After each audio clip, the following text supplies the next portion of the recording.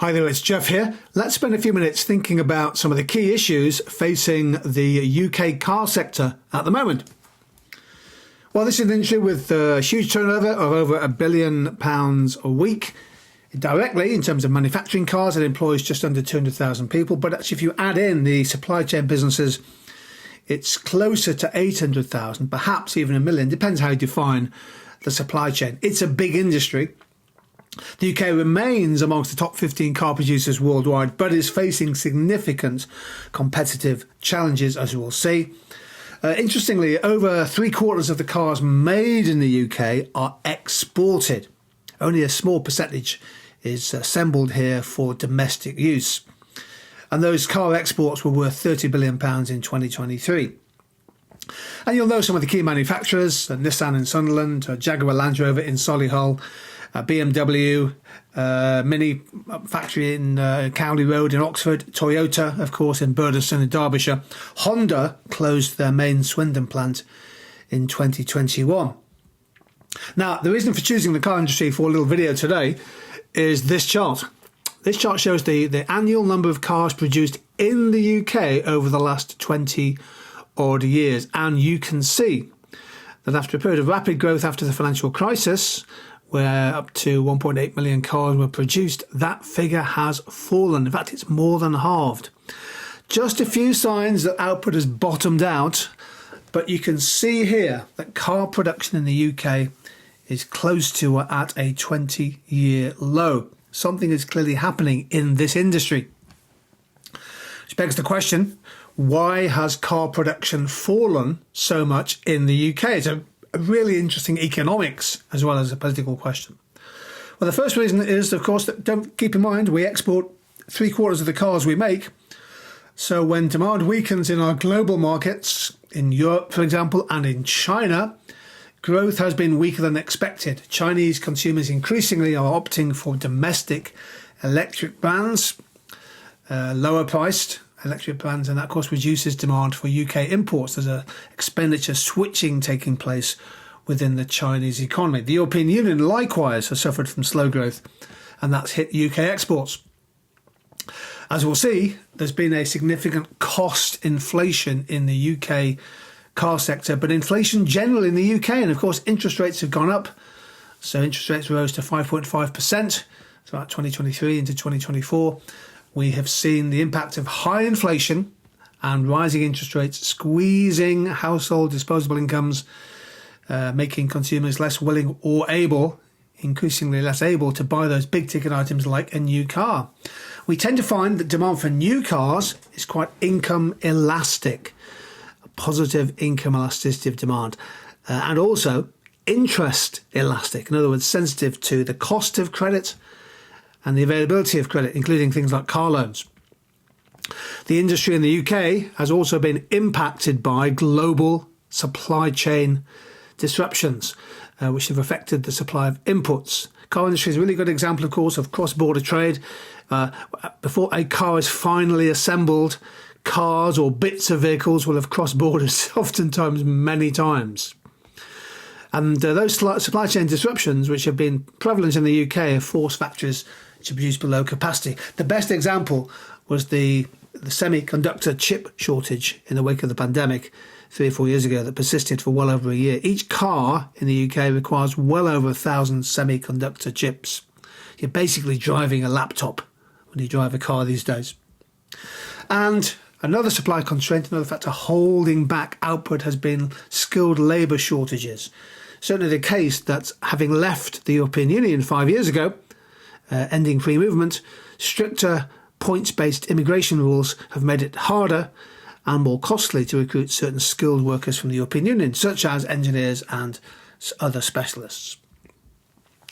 I said I'd show you the breakdown between domestic and export cars. So these are the cars made in the UK for export. Then we add in our home output and we get the same figure that we had before. So you can see here that the industry is dominated by manufacturing cars in the UK for export overseas. And cost-push inflation is a really important issue in the industry. So what do we mean by that? We mean that the cost of manufacturing cars has been going up. And why is that the case? Well, first of all, the price of inputs have been increasing. Those key raw materials from steel to aluminium to energy electronic components have gone up. There's been a global cost push inflation, and that squeezes profit margins. Can you think of a diagram you might draw there to show that? And it can either force them to cut output, which has happened, or close manufacturing lines that are no longer economical. So it's a really good example of the shutdown price. Not necessarily closing an entire factory, but perhaps closing down certain production lines or reducing the number of shifts that are worked. Energy prices have gone up. The cost of natural gas, electricity, of course, spiked, driving up significantly the cost of running assembly plants and supply factories. And wages, of course, have gone up. Wages rising by 5-6%, trying to keep up with general inflation. Interestingly, there's also been some costs in terms of reconfiguring plant. There was a 20% fall in production of battery electric hybrid and plug-in cars in the UK last year, despite the rapid growth of the world market. Because British car plants needed to pause, to reconfigure, to retool, to reskill their ability to supply EVs. So short-term supply was hit by that. And a really important point in terms of cost push inflation is the fact that that fall in output, keep in mind that chart, output falling by more than 50%, means that the car industry is perhaps less able to benefit from economies of scale. Output is less than half of the level a decade ago. So many factories, many car assembly plants are underutilised. The fixed costs of those factories are high. So if the output is low, that means that you get a higher cost per car. And that, of course, makes the UK car sector less competitive.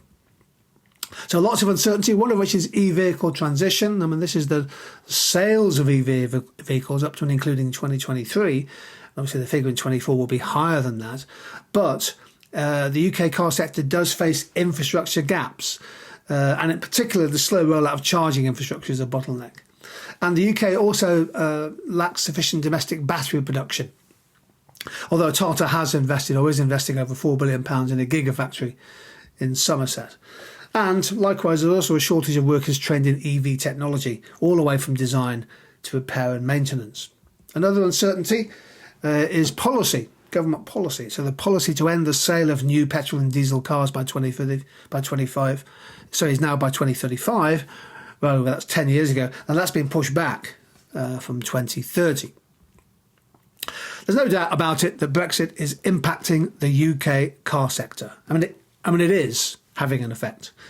You can see here the UK exports over half, nearly 60% of their vehicles that are exported to the European Union.